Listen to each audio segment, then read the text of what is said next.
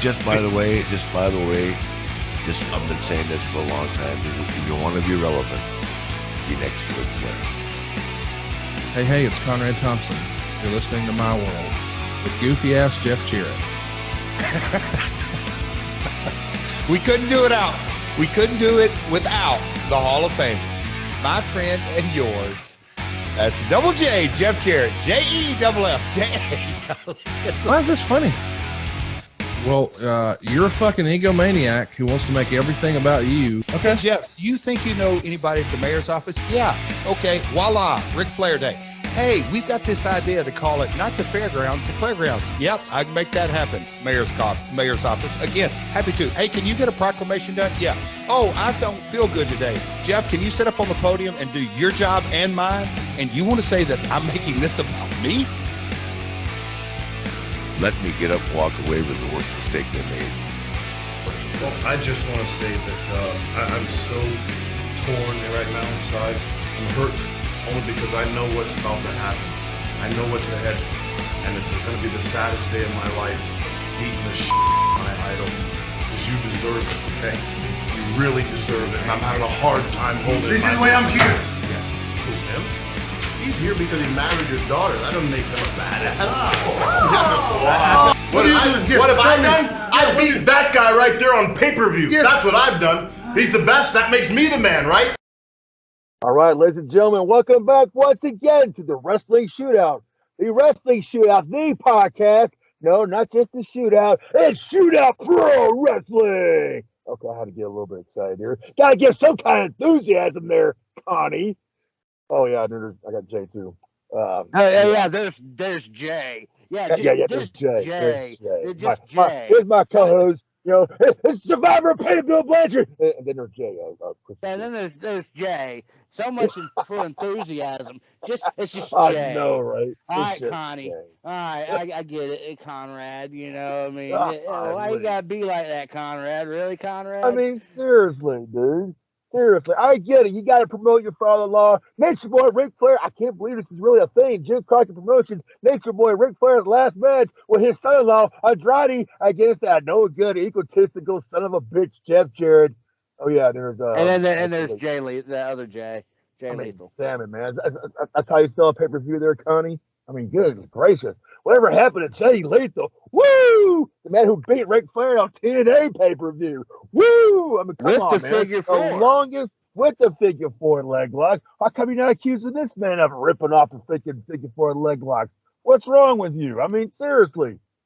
But, you know, I mean, he was Ring of Honor champion for a long freaking time. Hey, didn't this guy be an Olympic gold medalist, Kurt Angle, for the X Division title at one point in his career? He did.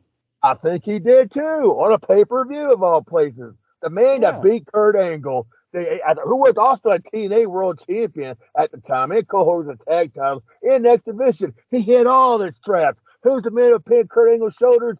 Jay Lethal. Yeah, we're not giving him no kind of. We're not giving him no kind of props. No. So that's right. He's just a card. He's just an opening guy. He ain't no one special. So we're going straight into this. Welcome back to our listeners. Welcome back to the Shootout Pro Wrestling. We're getting stuff started the right way. We're gonna kick it off in what better way? Hey, not only is SummerSlam weekend, but it's Ric Flair's last match weekend. But answer this question, Payne. Answer this question. What's that, boss man?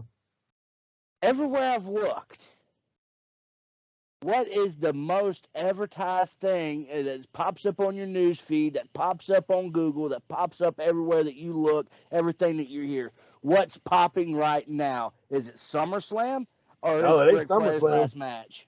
And it's not Brock Lesnar and Roman Reigns. It's not even Jeff Jarrett, special guest refereeing. No, it is. Hell, my fans are cheering for me, boss man. Excuse me. But everything I pop up, anything wrestling related, hell, it's not even Vince McMahon's retirement party anymore. Ain't nobody talking about old Vinnie Mac. No, they're talking about Ric Flair's last match. It's been all over the media. I mean, it's been everywhere. Ric Flair's last match. And then for all summer now, we've been watching clips of Ric Flair working out with Jay Lethal. You know what I'm saying? Trying to get back in shape. And listen to everyone, all the skeptics out there trying to say he's 73 years old. He nearly died a few years ago. You see the incisions he had in his stomach? Man, been drinking so much alcohol for the last 5 years. I mean, ever since tragically his son had died and everything. I mean, and Ric Flair himself almost died. And it's just like, it's insane. Why is this man trying to, do this thing? But, to be in Ric Flair's shoes, I got to say, I mean, at 73 years old, who are we to tell us how a man to live his life? I mean, this could be the last greatest thing he could ever possibly do. And he wants to go out like he's been the man ever since 1981 when he beat Dusty Rhodes for the world title, the NWA world title. You know what I'm saying? So he wants to go out and Jerry Crockett Promotions. Hey, I salute that. That's fine. I'm not worried about his ego. I'm not worried about he's just trying to get a paycheck. No, man. Ric Flair has always been sports entertainment, pro wrestling fused into one. Because you're going to be entertained by Flair, by the promos, I mean, the ring entrances, but not bell rings, I mean, he's all business. And hell, he wants to go out this way, man. So who are we to judge? So I'm all for it, Jay. I really am. all actuality, I'm all for it. If the man wants to get in the ring in his 70s, heck, you know what? He'll put a lot of other people that's in their 20s and 30s into shame on how in shape this man looks for his age.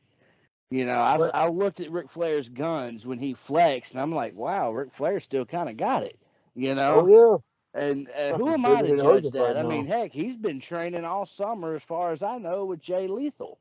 I mean, he's been bumping around in the ring. So this ain't nothing that he just hasn't done in 20 years or 10 years or whatever else, and he's trying to do one last hurrah. He's taking it seriously. He don't want to be a shell of himself. He wants to be the man. No. One more time. My question was this. Here's my problem with this whole situation. All summer long, everyone has been speculating, well, who would Ric Flair's opponent be? Is it going to be a tag match, a six-man tag, a one-on-one? They think it's going to be a one-on-one, but who would be his last opponent? Who would be given the honors to work against Ric Flair? Is it going to be like a little bit of a tribute thing? And then, hey, kind of like with Shawn Michaels, hey, my mentor, I love him. I'd be honored to get in the ring with Ric Flair. I mean, hell, I've even speculated whether it could possibly be Sting. If he want to try to reach out to Sting. I mean, we heard rumors about Ricky Steamboat, which we know he turned down. Rumors about Hulk Hogan possibility, which we all know Hogan can't wrestle anymore, brother. But who was going to be his opponent? Within the last week or two, when they're doing this documentary that Conrad and his people produced, Ric Flair's last match, and all of a sudden, Jeff Jarrett's in the mix. I mean, I was just kind of like, okay. Then you see the part where Jay Lethal even asked Flair, says, hey, I want to be part of the card. I like to be part of the show, and you got room for Jay Lethal and everything, and it's just for Flair to disrespect him like that. I mean, that seems kind of uncharacteristic. I mean, a little bit here. I mean, kind of like, oh no, sorry, kid, you're just an opener, and I already had that covered. Sorry, nothing personal. Yeah, like, wait, what? I mean, so let's get this straight. I mean, if we go with the whole route that we're going, put yourself in Jay Lethal's shoes. I didn't contact the legend. The legend contacted me. Say, hey, I want one last match. I pick you because I trust you to get me ready for it. And the only thing he wanted in return is to be booked on the card. That's it right. didn't have to be against any particular person. He just wanted a spot on the card. And he says, no, you're an opening act, and we've already got that covered. Talk about disrespect. So if I'm an opening act, why did you come to me in the first place? Why didn't you go to another legend? Why didn't you go to somebody that's main eventing, if you wanted to call it that? I mean, Jay Lethal has main evented. Jay Lethal has been champion in multiple promotions. It's one of those that, when the camera stopped rolling, they caught a side clip of when it was really, really hitting Jay Lethal, and he's son of a bitch, and he started throwing shit, which, hey, I can't say that I blame the man. Hey, I put in all this work, busted my ass to get you ready and talked you up good and everything like that. Now I get spit on. I can't even be in an opening match. You can't move somebody else aside to turn it into a triple threat match. You can't I'm put good me enough anywhere to train on this you. card. I'm good enough to work out with you. I'm good enough to go woo with you. I was good enough to beat you in a pay-per-view with a figure four. Wait, I'm not good enough to be on the last card? I mean, what's wrong with this picture here? I'm an opener. I mean, I'm the guy who beat Kurt Angle. You know what I'm saying? I was one of the longest reigning Ring of Honor champions. I mean, come on, man. I mean, I'm Oh, sorry, I'm dude. not I even hate good enough to for that. be in the opening card because you said that spot's already covered. So you put me. I mean, granted, all right. In wrestling, you have to have a solid, damn good opening match because it sets the pace for the night. But at the same token, you're telling me I'm not even good enough to be in the opening because you already got that covered.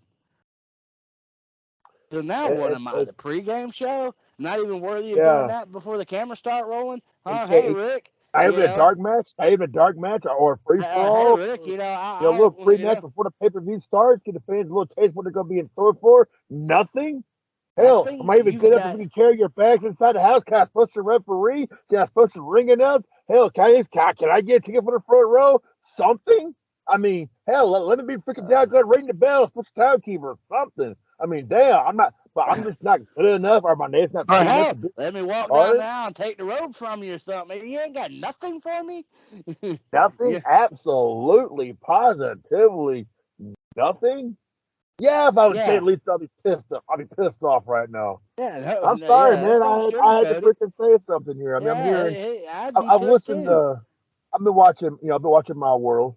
I've been watching Ric Flair's third attempt to do a podcast. To be the man, which is cool. I listen to Flair's podcasts, and I'm sorry him and Mark Madden had a falling out, but that's another story. I'm not gonna really 100% go there, but listen, and this expression right here, where Conrad pretty much attacked Jeff Jarrett. You know, why were you even when Conrad says, why were you even there, Jeff? Why would you insert yourself there? I'm like, and Jeff Jarrett's like, wait a minute, Conrad, didn't you call me up, ask for my help?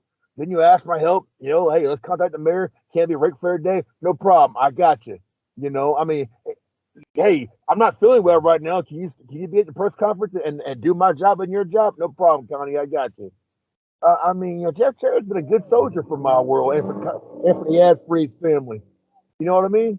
I mean, Yeah, I'm of not. course. Listen, I'm not trying to disrespect Conrad or try to tell him how to run his business and everything. Hey, Conrad, I've been following you for the last 5 years, man. Since you started doing Wheel Nation, I appreciate what you do. Hell, you made wrestling fun for me again, dude. I appreciate that. So I'm not shooting on you here. I just don't agree with you how you handle with Jeff Jarrett. I know Fred's your father-in-law. Dude, I love that your boy Ric Flair. I'm not here to shit on Ric Flair either here, but come on, man. I heard Ric Flair sit there and said, "Hey, Jarrett, I didn't buy a promotion and make myself world champion. You didn't work with Dory Funk and Terry Funk and Harley Race and Ricky Steamboat and Ron Garvin.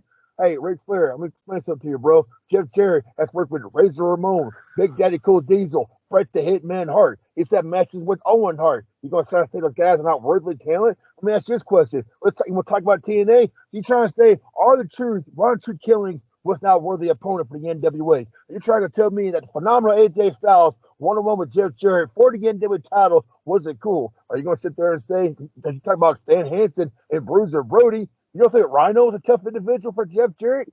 Are you going to say that Abyss wasn't a good opponent for Jeff Jarrett? Are you really going to try to sit there and say that Sting, a guy you put on the map, for Jeff Jarrett for bringing Sting back on the map in TNA in 2006, when Sting thought he was done with wrestling? But because of Jeff Jarrett gets Sting back in the game and has some great matches with Sting. Hey, Jay, what about Christian Cage?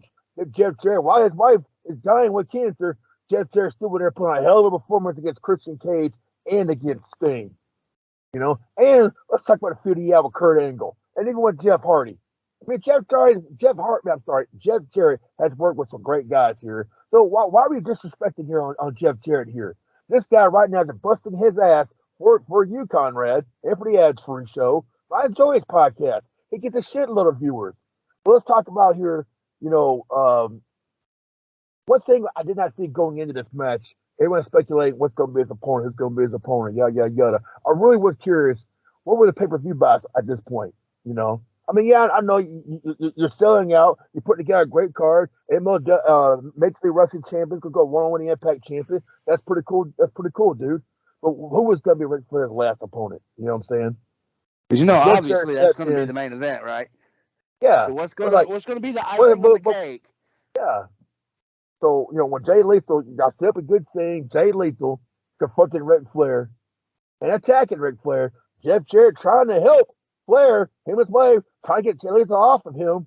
And this And turn was Ric around, Flair? disrespected Jeff Jarrett in his Cuss face. them out, F you and your daddy. Go Jeff Jarrett had snap. enough.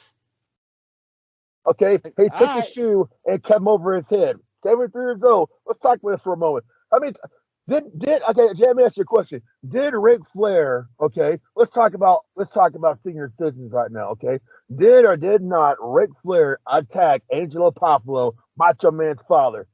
Beat the crap out of him, took a wooden cane to him, assaulted him, and put him in a figure-four leg lock. An old man who just got inducted to the Hall of Fame puts him in a figure-four leg lock. You know what I'm saying? Sure did. So Flair's done the same thing to people on a wrestling show. You know, if you come around and say, "Man, that ain't cool," you assaulted Ric Flair, my father-in-law. You took a shoe and come over and Like said, Jay "Yes, you should Lethal be in would jail." say, he ain't acting like it. Oh, he You ain't know? act. I mean, I'm sitting there Because like even Jeff tried to be the voice of reason. Come on, Jay. Come he's on, 73 Jay. He's years 70. old. Well, he's not How you know acting that like like it. that? And Yeah. then he disrespected to Jeff while Ric Flair was down, and Jeff said, "Come on, Rick, let me help you up." And then, all right, then started with an open slap, and then he started going to town, knocking that tater off. You know, I mean, and then like you said, took the shoe, you know, and busted him open the hard way. You know, Hey. God bless the Macho Man and God bless for this right here. But hey, Flair, that was your receipt for the Macho Man. Hey, how many times did Macho Man take Elizabeth's shoe and woman's shoe off and poke Macho Man in the eyeball with it? Cost Hamilton's belt and Super Brawl. you're right. So Karen, give me your shoe. Do you remember how in 1996 the WWF was making fun of the whole scene? When the Nacho Man grabbed a freaking high heel and tried to hit the Hulkster in the head at that WrestleMania free for all. That was funny, dude. Ooh, Absolutely. yeah. Absolutely. He took Karen Angle of Karen Jarrett's shoes so she could have an angle in the moment. Nope. Sorry, Kurt. Hey, all seriously, though, I know it's a good work and I know it's a work shoot, but here's a problem I have with the whole segment. You know, toward the end, y'all keep hearing, "Oh yeah, Jeff Jarrett's going to get his ass kicked." You know, Ric Flair's going to bring in his son-in-law. I say his name again, Jay. Andrade. Cool. He's a tough individual. I'm not going to sit there and say that he's not. I know some people haven't heard from him. To be honest with you, I haven't heard that much about him. You know, I've seen some of his clips. Okay, the man's got some talent. He's a big dude, tough guy. And I'm pretty sure he's going to give Jeff Jarrett and say, "Let's go get a fight." But here's the problem I've got. You know, Conrad Johnson, you want to be a promoter. Cool. You know, here's my problem with you. The way you're building this thing up is like, it's Ric Flair's one last match. And he's going to come kick Jeff Jarrett's ass and yada, yada, yada. He's got his son Andrade. Oh, yeah, then there's, you know, Jay Lethal, too. Why disrespect Jay Lethal? Has he been a supporter of you? Has he been a supporter of your show? Was he been training your father off, working him in a wrestle? Yeah, the man felt insulted. And he reacted to it. He confronted him about it. "I'm sorry you didn't like it, but damn it, dude. You know, he's trying to make a name for himself in this damn business." I mean, Jay, didn't you not feel his pain with him yelling at his mentor, "I loved you. I loved you. And this is how you treat me? I did everything for you." Damn, all I asked was for a little bit of love in return. All right. Hey, rewind about 5 seconds. What was your response when you see Jay Lethal, you know, pounding, attacking Ric Flair by screaming, "I loved you, man, I loved you"? You know, I kind of had that whole Rocky and Tommy Gunn feeling when Rocky punched out Tommy Gunn and said, "I loved you, man, you know that?" You know, I mean, to me, that was like real raw emotions. You know what I'm saying? That's right. And so why is Conrad, why is Conrad and even David Crockett's reason are just downplaying that? You know? Oh yeah, since Jay's got a little Because it's Ric Flair. It's Ric Flair. You know. Hey, it's Ric Flair. It's Ric Flair's last match with Andrade against that egotistical son of a bitch, Jeff Jarrett. Oh, and then there's Jay Lethal too. Come on, man. And then there's Jay Lethal. That's disrespected bullshit. You know, you want people to buy your pay-per-view and watch this thing. You know, be respectful to both sides of the party. I get it. You're mad at Jeff Jarrett for blading up Ric Flair. You know, I like the man didn't ask for it. I like, man, doesn't insult Jeff Jarrett. Y'all try to make fun of him, say he was never a horseman. I'm sorry, Jay. I was watching Nitro. I heard Ric Flair on Nitro says he's a horseman because the head horseman said so. I mean, that's right. Ric Flair's shoulder was out. Arn Anderson had a hurt neck. Benoit's on the pasture. It's just Mongo. Y'all needed somebody to wrestle to carry the Horseman name. Y'all have Jeff Jarrett fill in the spot. I mean, storyline, whatever you want to freaking call it. It was a freaking 4 Horsemen. Sorry, Conrad. You can't argue with history. You can't argue with those facts. I mean, it's okay. Look. When I was kid growing up, Jeff Jarrett was a fast forward button for me as well. I didn't appreciate his early work on. But it wasn't until Slammiversary 2006 where he regained the NWA title in the King of the Mountain. That night, Jay, he finally got emotion out of me. Because when Christian Cage and Sting got screwed and Jeff Jarrett right up there and got to hold the freaking belt and he freaking won the freaking match, I was mad. I was yelling. I was screaming. Hell, I picked up a freaking chair and threw it at the damn TV. And I just realized, son of a bitch, he got me. Finally got you after all these years. Oh, yeah, because before, I wasn't really paying no freaking mind. I didn't care if he win, lose, or draw. I didn't go nuts when Shawn Michaels beat him at In Your House in 95. I didn't care when Razor Ramon got screwed out of the Intercontinental belt at Royal Rumble that year. I don't know, man. I just wasn't really feeling the guy. I mean, I'm not knocking him as an athlete, but back when I was a kid, I'm thinking, whatever. Just wasn't really feeling it. He was the fast forward button or the bathroom. He was attacking the NWO and attacking the Giant, whatever. And he's trying to, we got to unite against the NWO, And I mean, I'm glad to see him doing it, but at the same time, I just wasn't feeling it, man. But on that night, damn it, he got me. And it's weird because I would go back and watch his matches back then and have a different kind of appreciation. It's like I see a different kind of match. It's like I just didn't see it before. I was like, man, Jeff Jarrett's a hell of a worker. He is a tough son of a gun. You know what I mean? I mean, think about like Jeff Jarrett. This is why I support Jeff Jarrett now. I want you to think about this for a second here, Jay.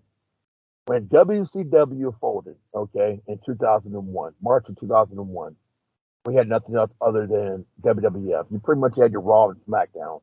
And yeah, you're seeing some of the former WCW guys going to WWE, get the Booker T, the DDP, then eventually Ric Flair himself, and then, then the NWO guys, and then some of the Luchador guys, Rey Mysterio. But it wasn't, you never got that WCW, that Southern wrestling feel, if you would, that we all grew up with.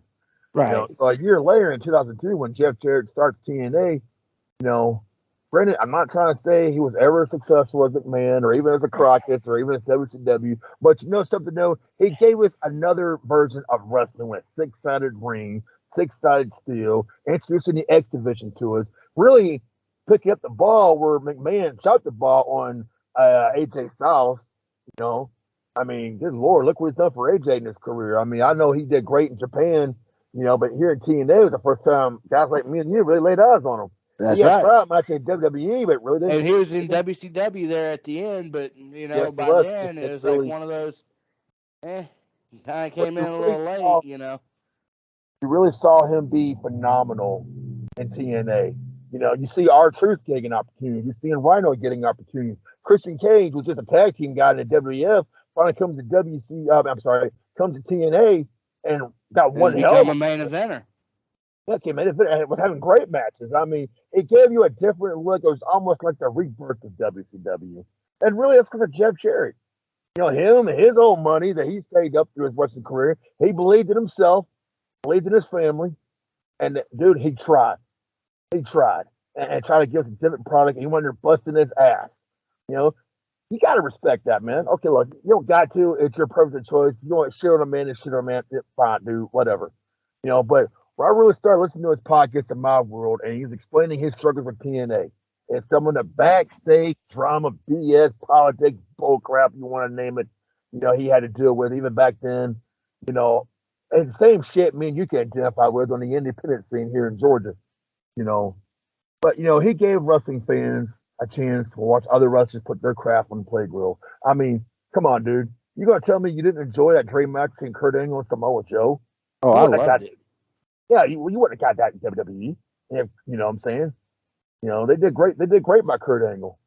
So I mean, with the exception of his wife, Karen, but I'm not gonna.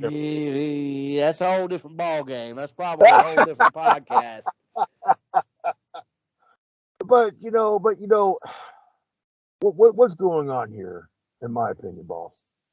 And me and you, I've seen a ton of egos from my own experience in the wrestling business. But in Jeff Jarrett's perspective, you're seeing a guy You see how he is backstage. You see how he is on the road. But no matter what, people love this guy. What he can do in the ring, his ability to get crowd pops, his ability to get heat. You know what I'm saying? I mean, he draws emotions. You know what I'm saying? But certain promoters cater to Ric Flair and give Flair opportunity after opportunity after opportunity. You know what I'm saying? Because for someone like Jeff Jarrett, who obviously was not getting that same kind of respect, and you got to ask yourself, why? Damn it, why? And of course, you got Conrad saying, well, you ripped off his hair, you ripped off his finisher, you ripped off his strut. I mean, yeah, like Jeff Jarrett said, oh, I'm sorry. Did Ric Flair own the Figure Four? What about Buddy Rogers and who was the original Nature Boy? I thought Ric Flair marked out him and ripped him off. I mean, come on, So before you start attacking Jeff Jarrett, ripping off Ric Flair, look, Hulk Hogan ripped off a superstar Billy Graham. Call it like it is, and probably even Jesse Ventura's other days in wrestling when the posing and then the style and everything. Billy Graham was a 22-inch python, so Hulk had 24-inch pythons. I mean, come on. Ric Flair with this strut, wasn't that Buddy Rogers? Ric Flair mark like a Buddy. I mean, I'm just saying though, if you watch Buddy Rogers' work, I've seen Rogers strut. I've seen Rogers hit the Figure Four. So what do wrestlers do? You take something from what you say to everybody else and you try to make it to your own. And the way I look at it, Jeff Jarrett did the exact same thing. So Jeff Jarrett wants to prove just how good he is. And if Flair wants to somebody, you draw some heat, you draw some love, you get more attention on this pay-per-view fight. They made the right choice by letting Jeff Jarrett do this thing. So stop attacking him and trying to say he's a piece of shit. Yeah, this is all about him. And build it up. Yeah, and build it up. And kind of saying, oh, wow, Jeff, you're trying to make this all about you, you egotistical son of a bitch. Look, Conrad, when a face and a heel, when it comes to a match, you make the event about both of them. Right? Okay, we'll talk wrestling. Let's talk wrestling here. What got WrestleMania 3 over? Hogan and Andre.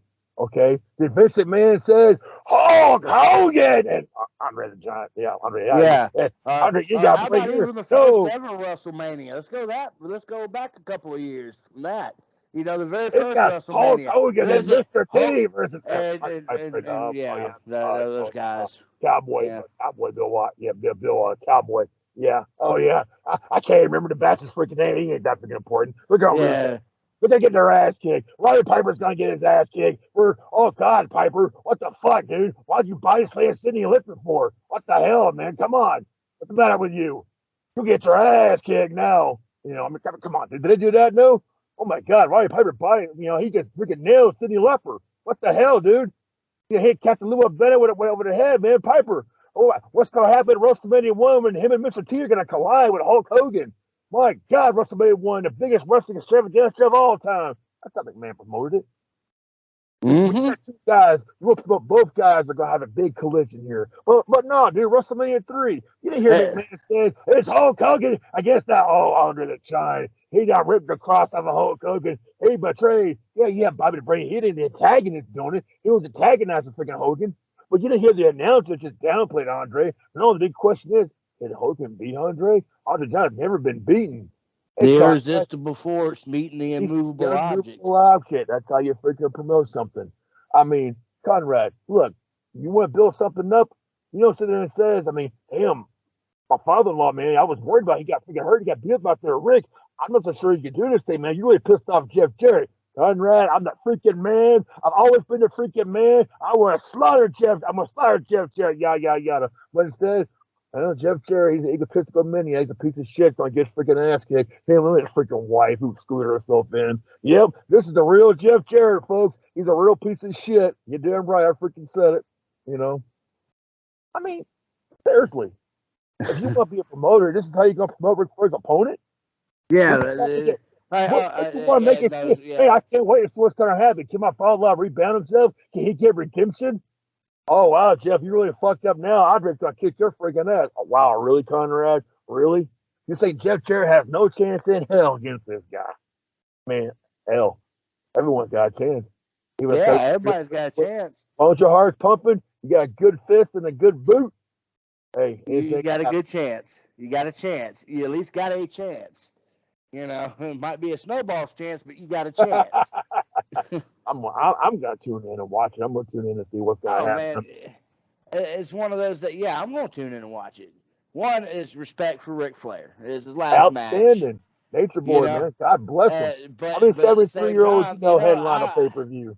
hey, it's nothing. I have nothing but respect for a guy like Jeff Jarrett, Jay Lethal, and Andrade. I mean, No, this is a big event for him too. It's a great opportunity. Let's put it that way, and we're going to squander it by, oh, you're a piece of shit. Oh yeah, and those guys. Oh yeah, and they're facing those guys. Now you can take Jeff Jarrett's ass kicked by Ric Flair in his last match with his son-in-law Andre. Oh yeah, Jay's gonna be there too. Hey, come on, Jay's man. Gonna be there too. If I was Jay Lethal, I'd have big slapped Conrad too for disrespecting me. Hey, dude, that's not what I signed up here for. I mean, come on, seriously. It's like you can't give Jay Lethal any kind of love. Whatever, dude. I mean, yeah, you can hate me and black me, whatever you want to do. And like I said, man, I respect you. I just disagree with you how you're promoting. I mean, you've done everything right at this point. The documentary series, the training videos, the preparation. You booked one hell of a card. It would have been different. But this is how you put over your antagonist. This would have been different when My World came on, and he goes, Jeff, I just got to ask one question. Why? You were there to help my father-in-law, and then you wind up turning on him and beating him down in that parking lot when he was already down on the ground from Jay Lethal. Why? And then we could have built into it. You know what, Conrad? That's a da-da-da-da-da-da-da-da-da. And then, boom, we could have did something similar to that. But no, you got to make it all about you, Jeff. Well, hell, Conrad, I ain't the one to go, hey, Jeff, can you help us out in Tennessee and getting us a venue? Yeah, man, no problem. Hey, Conrad, hey, Jeff, can you call and talk to the mayor and see if we can get a Ric Flair day, and stuff like that? Yeah, no problem, Conrad, I got you. Hey, I'm not really feeling well. Can you not only do your job but my job too? I'm not really feeling well to be out there for the press conference. Yeah, Conrad, no problem, I got you. Yeah. For him to sit there and say, dude, what are you even doing there? Why do you turn yourself into this whole thing? You're trying to make this all about you. I'm like, wait, what? You've been making this whole thing all about freaking Ric Flair's last match. You're trying to say his opponent should get no kind of special attention, no kind of special favors. When you want a match to be magical, you make it about both parties involved. You want both fans to be invested in both parties involved and see who's going to win and what's going to happen. Let's put it this way. At this stage right now, Ric Flair's being Ric Flair, right? But I've felt what Jay Lethal felt. It's like one of those things. I've had people come to me and go, hey, can you help me out? Can you help me do this? Can you help me do that? And then turn around and say, oh, man, we really ain't got nothing for you. I mean, you can put on a mask and you can walk out to the ring with me, if you want to. You bought freaking rings, you loan out your freaking vehicles, you spend the entire freaking day, everything you freaking can to get one particular event. And oh, by the way, sorry, man, someone more important than you showed up and everything, but now I'm not going to book you. Yeah, more important than me. If it wasn't for me, the show wouldn't be happening. Show wouldn't have even happened. Like it's crap like that we've both seen in the wrestling world. So it's like one of those things. I felt what Jay Lethal felt. Hey, man, felt what Jeff Jarrett said. Hey, I'm trying to help the man up, and he wants to shit on me, and then shit on my father. Hey, you know what? Hey, let's call a spade a spade. Yeah, all right, cool. I don't care if you're down or not.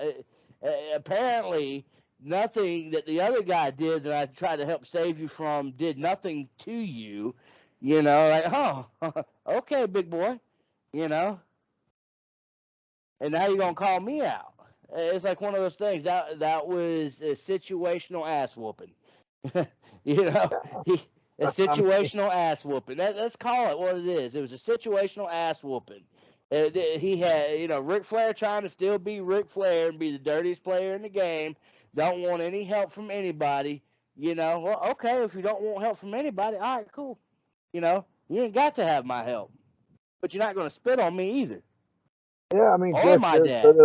Jeff Jarrett could have got up and walked away, but Jeff Jarrett's never been known to do that. He says, hey, come on, I'm trying to help you up. I'm trying to help you. I'm trying to do the right thing. Man, F off, F you and your dad. I'm sick and tired of both of you. My dad, he cussed me out for my wife. Just disrespect. You call me Yeah, a pimp. You call me a bitch. Mother. all right, Oh, mother. Yeah. you know. Versus, like I said, if you watch, it started with an open hand slap, and he's like, you know what, that wasn't enough. Let's go ahead and start closed fist punching the guy. Hey, yeah, screw that. Give me the That was shoe. probably Karen, give me the years. shoe. That was probably years of frustration that man had built up over Ric Flair. I mean, that's just what it felt like to me. You know, I mean, you came out there try to help the horsemen out, and yeah, you did what you freaking had to do, but then, you know, they want to be buttholes towards you.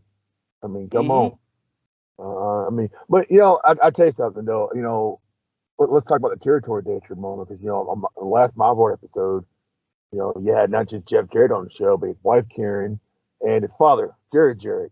You know, I thought it was kind of funny. Well, okay, I don't mean funny. I mean, I liked it, but it's like I appreciated the history that we're discussing here, the territory days. You know, in the Tennessee, the Memphis, the Nashville, you know, kind of areas where the Jarrett's ran their promotions. You know what I mean? Then you had the Crockett's in the Carolinas, in the Mid Atlantic area.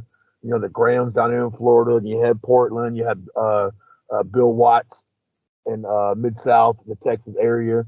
You know, Von Erich in Texas as well. I mean, we can go on all day long about the territories, but like, you know, you hear those guys truly believe that their territory was higher than a firecracker.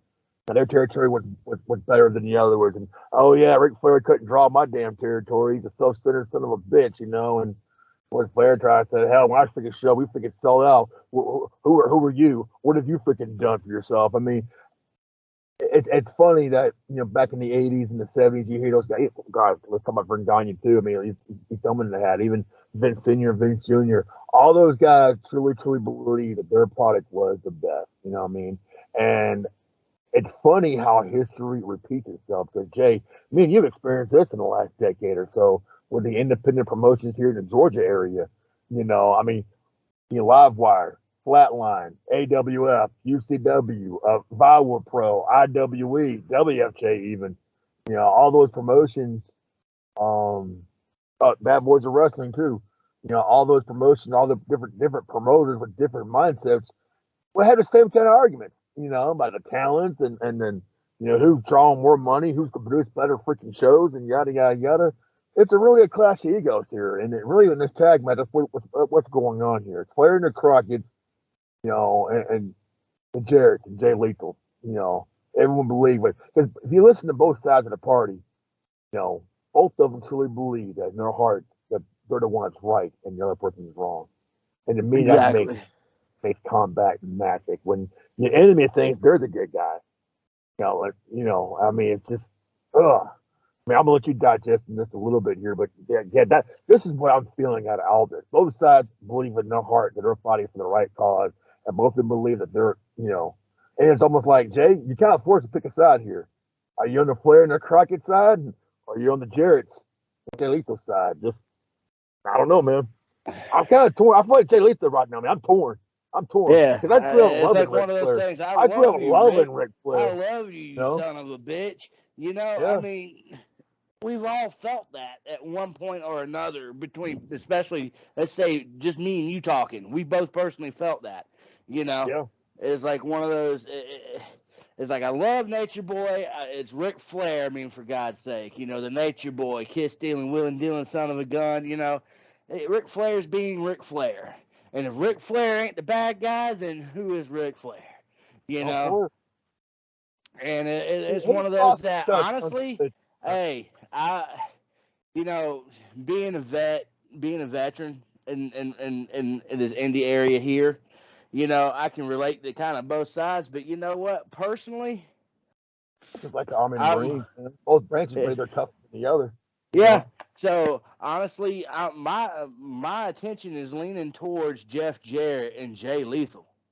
Oh, okay. Sweet revenge. You know, all right, Ric I Flair. gotta say it too, man. I'm Ric proud of Ric Flair. you Love Ric got this Flair. ass whooping coming. You know? But damn it, man. I just hate it what he did to Jay Lethal, man. I mean, I get it. You hate Jeff Jarrett. You hate Jarrett. I get it. Both y'all, whatever. But look, Jay Lethal was your friend. He tried to help. Jay Lethal got you back in shape. Jay Lethal got you ready for this last match. You know, and you're not even good enough to be in the opening card because we've already got that spot filled too. Can't give the man a rub. Can't give. Hey man. Hey, we'll make room. You know, we'll make a triple threat match so we can have you in it. You know, something. You know. Nope. Hey, sorry, the card's full. Sorry. And this is all without knowing who Ric Flair's opponent was going to be. Yeah. That narrowed it down already. I'll admit, I did not see it coming. I was kind of hoping they at least would have gotten something, but I had no idea that I'd never even considered Jeff Jarrett as a possible opponent in any kind of way against Ric Flair. I really didn't, man. Honest to God, it didn't even make sense. I mean, yeah, they crossed paths in the days of the WCW, and then they never really the angle never really took off. It just didn't. Between Flair's injuries, Jeff Jarrett left WCW, go back to the WWF for another year or so. Came back. It was just no point. The Horseman was not even in the picture anymore by the time Jeff Jarrett got back. I think when Jeff Jarrett came back in the picture, he went to the NWO. Well, not exactly at first. He was a quote unquote chosen one. Then they did the NWO a few months later, NWO 2000. That didn't last long when Brett got hurt, and then that expanded real quick, and then just came right back to Bischoff and Russo forming the new blood, and Jeff Jarrett was. And Jeff Jarrett was the guy, the chosen one. So I mean, I don't know, man. It just did not make sense to me. But the way they did it, it was magic. The only thing I hated about it is the lack of enthusiasm Conrad had toward.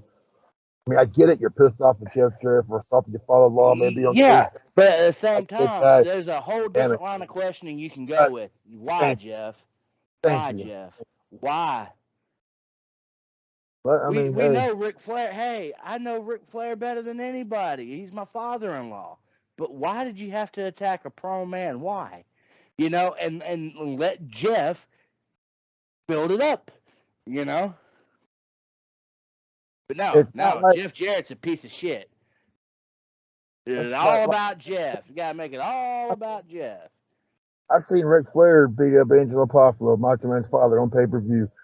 Punched him, hit him with a cane, put him in a figure four, an old man. I mean, and that exact same thing Jeff Jarrett basically just did. Yeah. Flair took a shoe off of Elizabeth, Macho Man's wife, and hit Macho Man with a freaking eyeball with it. And Ric Flair became a 13-time world champion. That's assault with a weapon. I mean, correct me if I'm wrong. Yeah, you're not wrong. Other than that, I mean, Flair is not necessarily an innocent person by no stretch of the means. Didn't Ric Flair break Dusty Rhodes' leg in the middle of the ring, cause a big old freaking riot in Atlanta? I'm sitting there like, so I mean, Ric Flair has done some things too to people. Ric Flair is not a saint now. You play the game. You know that's the game you want to freaking play. Then things freaking happen. So it didn't go your freaking route. He's 73 years old. Rick, you want to get in the ring? You want to freaking do this thing? I mean. What do you think is going to happen? Even as a fellow horseman used to say. Thanks, Jeff. I appreciate it. Yeah. As a fellow horseman, Double A Arn Anderson would say, "Be careful what you wish for, because you just got it." Because you just might get it. Heads are going to roll because we don't wear white hats. We're not nice guys. The times here, Arn Anderson says. Now you think about this. You might want to consider backing out in this match because the life you saved, this might be your very own. Mm-hmm. It was moments like that, man. That would hit the spine, man. It was just like when Double A would cut a promo, you know. But I don't know, man. I thought Jeff Jarrett did some really great old school heat. I just hated the lack of enthusiasm Conrad, you know, toward it. Because Conrad's technically the promoter. Yes, you still got to promote this thing, you know. But he could call Jeff Jarrett a piece of shit, motherfucker, egotistical maniac. Oh, yeah, then there's Jay. That's what pissed me off. Oh, yeah. Not the fact that he called Jeff Jarrett an egotistical son of a bitch, piece of shit, whatever. Oh, yeah, then there's Jay. They're lethal. Yeah. That's what pissed me off. Like he's a footnote. Like he's a footnote. I love the way Jay in the contract signing put Andrade. And said, let's face facts. The only reason why you're here is because you're married into the family. It's the only reason why you're here. That's why I'm here. Man, you're only here because you married his daughter. That's it. Hey, there could be some truth in that.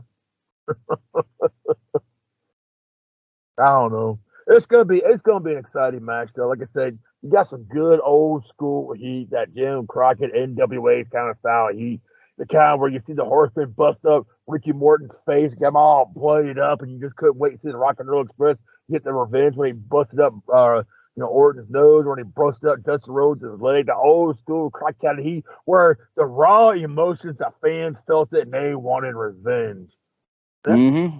But like I exciting. said, at this standpoint, I'm siding with Jay and Jarrett on this one. Jay Lethal and Jeff Jarrett on this one. I'm actually going to probably be pulling for them in the match. You know, Crazy, isn't it? Hey, 3 weeks ago, you'd be saying that. I know I wouldn't. no, 3 weeks ago, I'd be like, man, I can't wait to see Ric Flair and see what he's going to do, who he's facing. You know, We've been talking about it, counting down, waiting for the damn day. Ric Flair, woo! hey, we've been standing on. I mean, can't say bated breath. We're just kind of curious, say, hey, man, there's talks about Ricky the Dragon Steamboat possibly being his last match. Oh man, that would be cool. Oh, he backed out. Okay, You know who I thought? You know who I thought would have been a good opponent for Ric Flair? I thought he gave it really good war of words, and I'm really, real surprised that they didn't offer it to Chris Jericho. In all honesty, well, I guess because the whole dark sides of the ring situation. yeah, that could be. But at the same time, if you want to talk about old school heat, that would have been old school heat. Yes, because at first, when Flair sent out a tweet that calling Chris Jericho a Shawn Michaels wannabe, a Ric Flair never will be, in a cheap freaking suit, I thought that was a sign. I was waiting for Jericho to respond.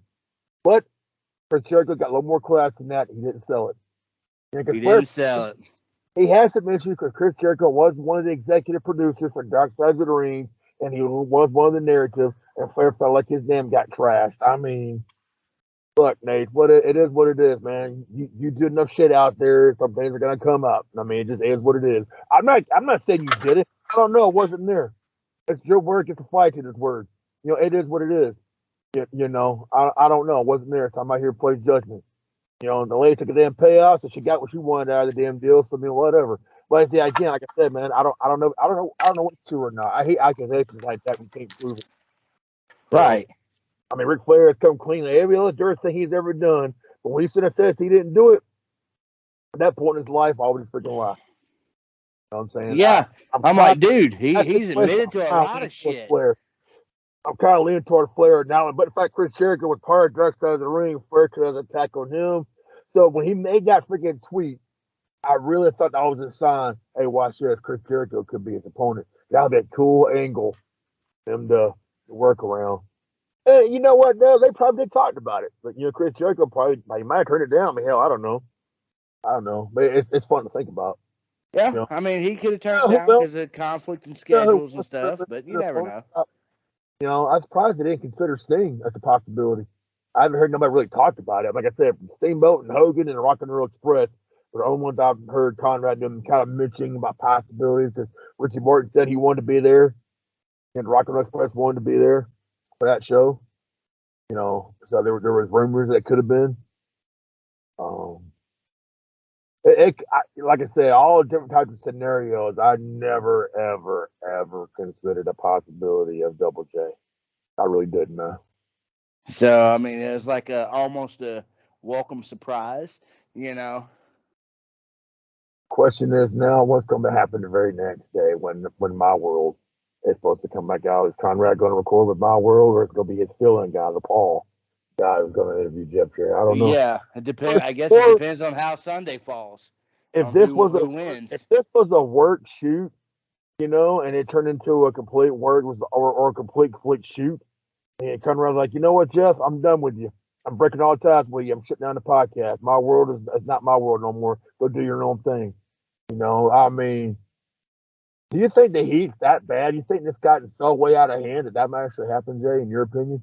Or do you think honestly, me personally, I don't think it will, because the podcast is probably making money. I don't think it will.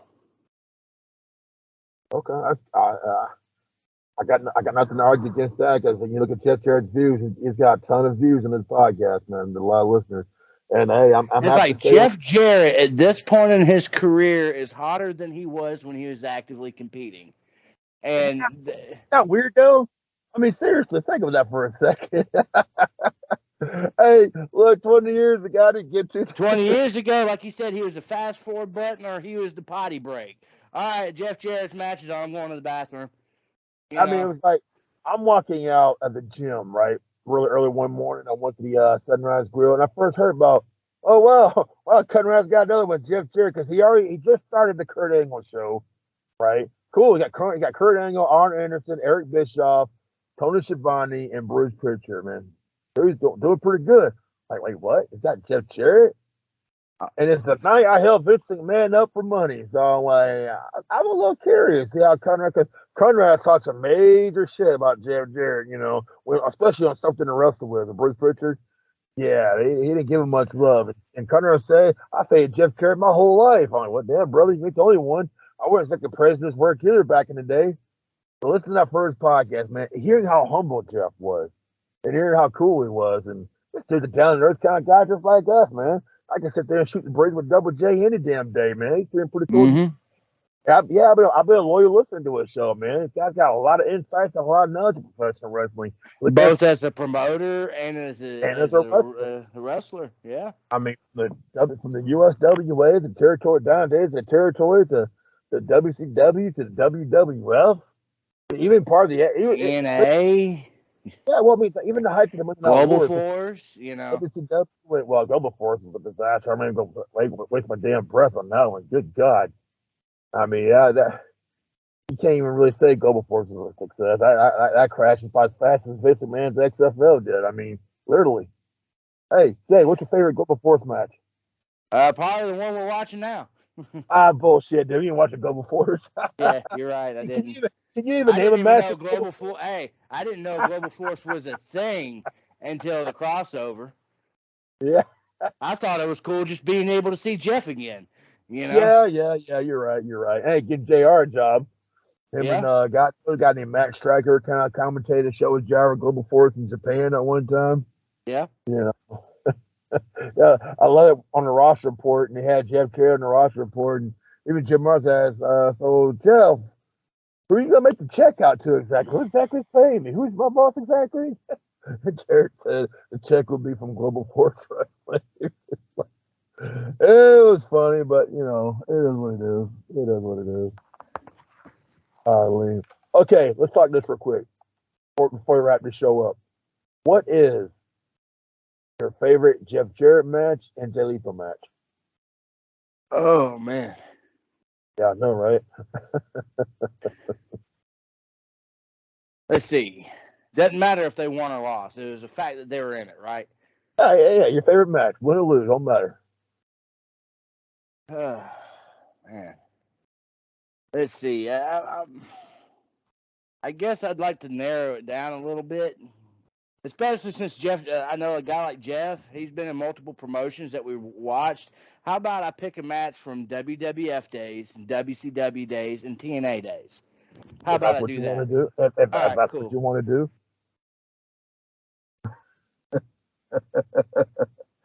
And hurry it up, too. The wife was walking toward the truck. Oh, wow. Talk about pressure. Let's see. Hurry. Hey, you know what? I love the build-up between Jeff Jarrett and Shawn Michaels Intercontinental Championship when the Road Dogg, Roddy, was at ringside. TNA, hell, man, let's face it. Jeff Jarrett had a lot of good matches in TNA, but if I had to narrow it down, I'd have to say him and Sting for the NWA Championship. WCW, honestly, I'd have to say him and Booker T. Which one? Bash at the Beach, the one that has had so much controversy with it, Well, for me, if I did what you did, as far as the WWF goes, when it comes to Jeff Jarrett matches, you actually picked the match I was gonna pick for the Intercontinental strap. With Shawn Michaels was a pretty good matchup, but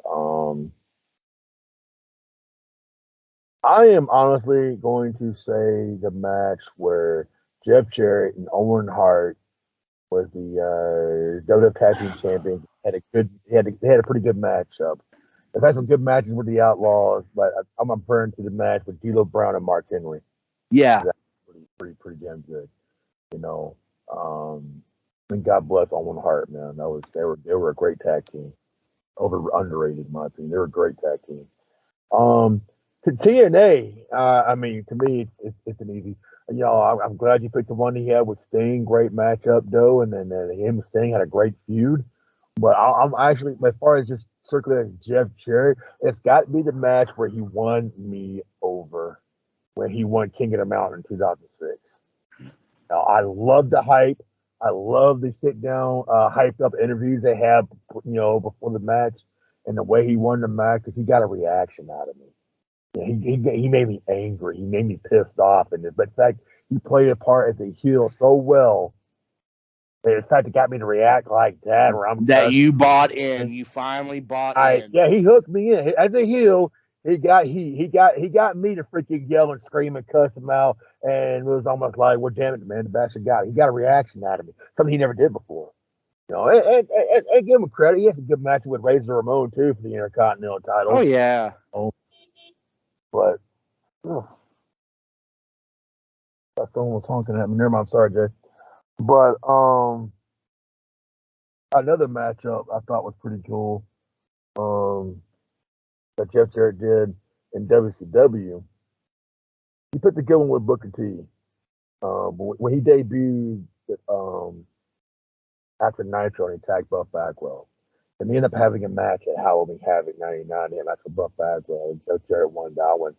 That was interesting, but I'm gonna go. It was Nitro. Jeff Jarrett didn't win this match, but it was like a back and forth, and although Sting won the match, but Eric Bischoff said, no, it's not for the title. It's fine. I'm gonna send Jeff Jarrett to the bash in a body bag. It is what it is. I'll give credit this though, because the guy Heat is a great matchup. What about Lockdown 2011? Jeff Jarrett versus Kurt Angle inside that cage. Oh, golly, they had. I felt that freaking feud. Good Lord, Jeff had a good run, man. I'm not gonna sit there and say all BS and blah blah blah blah blah. Oh, hey, I'm sorry. I'm not trying to get off subject here, but this match popped in my head. I really, really enjoyed the match Jeff Jarrett gave Christian Cage for the NWA title. The night Christian Cage won his first big major heavyweight title. I loved the build-up, loved the press conference, and then the match itself, man. Jeff and Christian tore the house down, man. Great matchup in 2006. I actually bought that pay-per-view. Yes, you did, didn't you? Yes, you did. That was the actual first TNA pay-per-view I actually bought live. That's right. Yeah, kudos to Jeff Jarrett, man. He had a hellacious run. Jay Lethal, bro. I'm gonna say it was in 2007, September, the event where he beat Kurt Angle for the X Division title.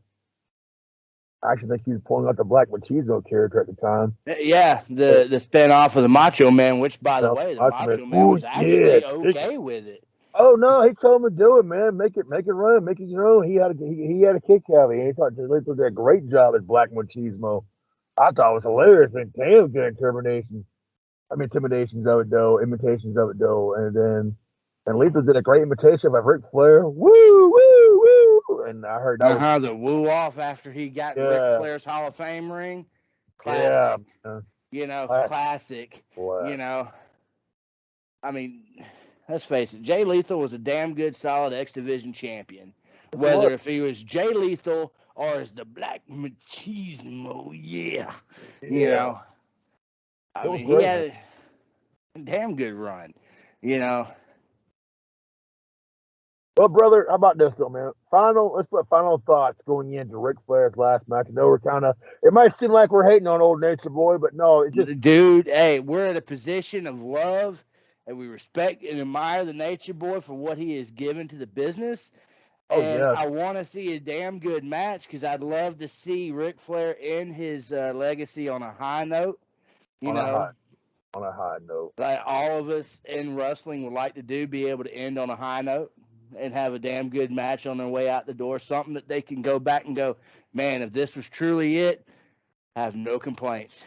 You know. No. I mean, we talk about Ric Flair. Let's talk about favorite. I want this real quick before we put this to bed. Favorite Ric Flair heat moments. I mean, you kind of saw it sort of coming in 1990 when they kicked Sting out of the Horseman first time. Mm-hmm. Let's go back to 1995 when he kept asking Sting to be his partner against Arn Anderson and Brian Pillman, and Sting kept saying no. And then finally said yes and said, "But if you screw me, I get you. I'll get you." But when the hot tag came, when Arn and Pillman were just beating up Sting, and finally Flair says, "I'm here, buddy. I'm here." And Sting makes that tag to the crowd. Erupted. Flair got that ring. Woo!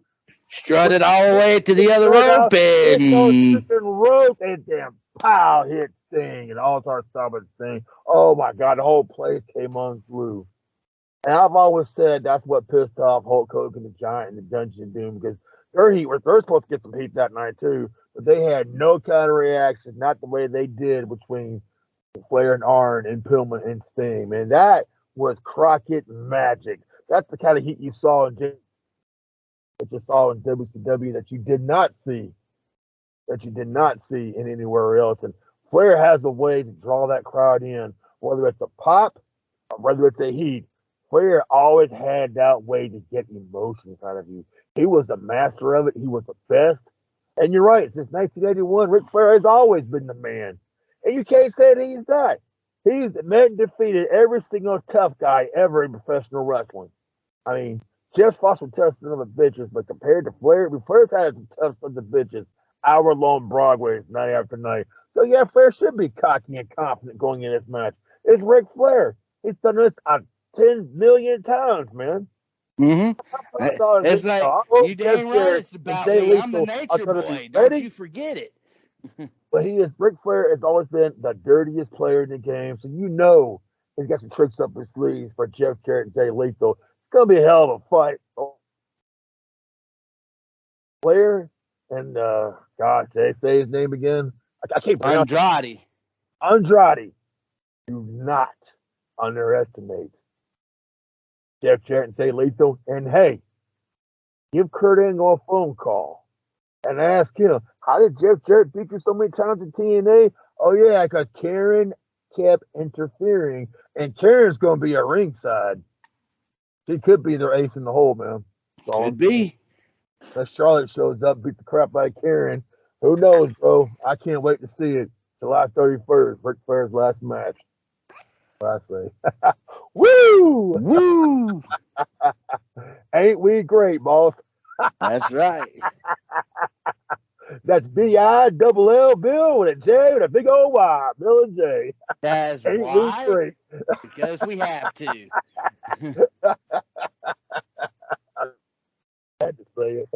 But anyway, folks, at the end of this broadcast, we will be watching on bated breath tomorrow night as Ric Flair laces up that boots one more time and walks that aisle with his son-in-law Andrade and J.E. against J-E-double-F. Ha ha! J-A-double-R-E double T. That's Double J, Jeff Jarrett, and his tag team partner, the Black Machismo, Jay Lethal. Yeah!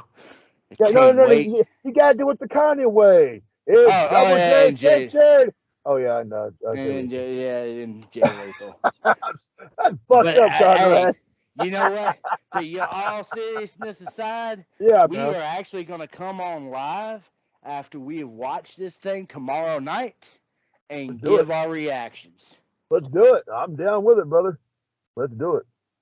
This is the return of the pay-per-view parties. I can't wait, man. Shootout Pro Wrestling is back better than ever. For Ric Flair's one last arrive, and we will keep continuing doing this thing, guys. So stay with us.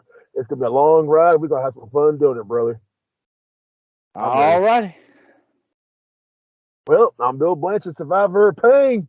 And Jay Garganis. My tag team partner, Christian Fury, formerly known as Mask Fury, although he didn't he didn't wear a mask. But who cares?